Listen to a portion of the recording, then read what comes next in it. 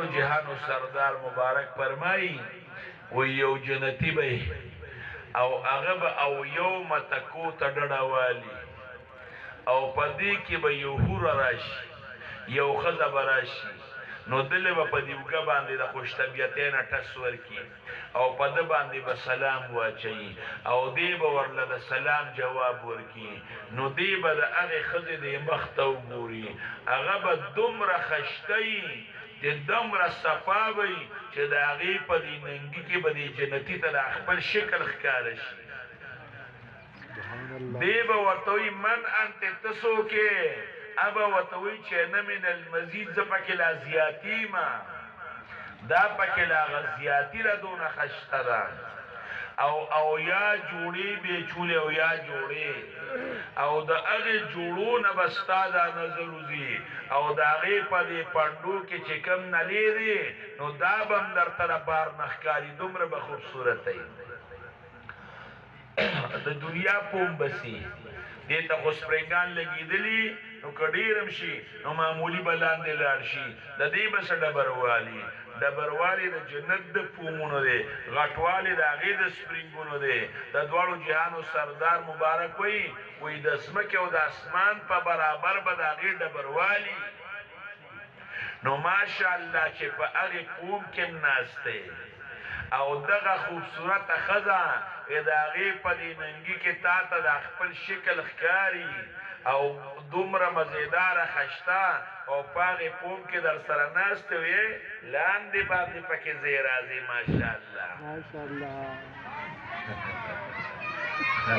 واړه جذبه کې راغلل خوند به کوي او که به نه کوي الله دې دقه ښځې نصیب کړي هغوی چې بنګړې چولي او د هغوی هغې حسن ته وګورې دې شینکو دې بوټو ته وګوره څومره خوند کوي د جنت چې الله د مؤمن د خوشحالۍ لپاره پیدا کړی دی چې هغه به څومره خوند کوي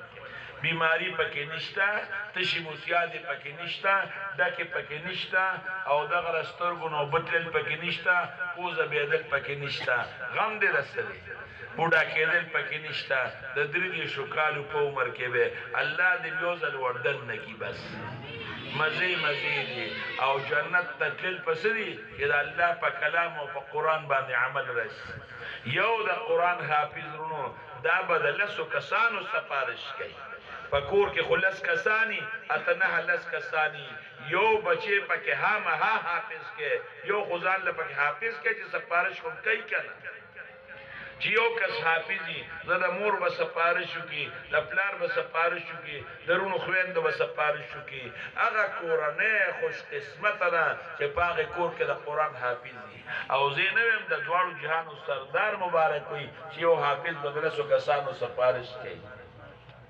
انشاءالله مدرسې ته ماشومان را لېږئ که نه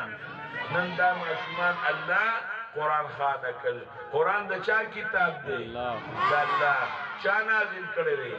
الله د قرآن نازلونکی رونو دا بادشاه دی او چې په چا الله قرآن نازل کړی دی هغه هم بادشاه دی زموږ ښکلی پاک پیغمبر مبارک دا بادشاه د پیغمبرانو دی امام الانبیا دی د قرآن نازلونکی بادشاه چې په چا الله نازل کړی دی هغه هم بادشاه او چې د چا ورسره نسبت پیدا شو دا ګلونه هم بادشاهګان دي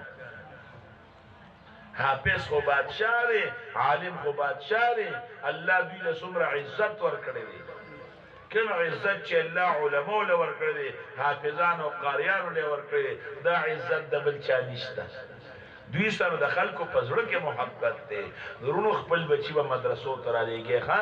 الله یې دا مدرسه آباده کړي او الله